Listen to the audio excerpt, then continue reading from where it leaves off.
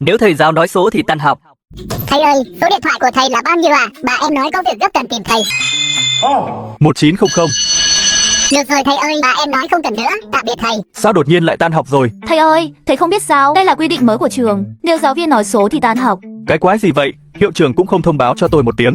Thầy ơi, em cảm thấy gần đây hình như thầy béo lên rồi. Làm sao có thể? Bụng tôi rõ ràng đã giảm đi rất nhiều rồi. Vậy thầy giảm được bao nhiêu cân rồi à? Ít nhất tôi cũng giảm đi. Suýt nữa thì bị lừa. Đừng tưởng là tôi không biết. Tôi nói số để các cậu tan học à?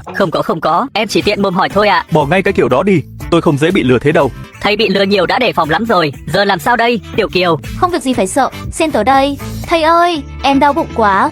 Tiểu Kiều, cô lại muốn lừa tôi phải không? Không phải đâu thầy, em đau bụng thật mà. Sáng nay em ăn cái này hình như hết hạn rồi. Hả? Không phải là bị ngộ độc rồi chứ? Cái này cũng chưa hết hạn, vẫn còn 1 tháng nữa mà. Không hết hạn là được rồi. Bụng em không còn đau nữa thầy ạ, em về đây.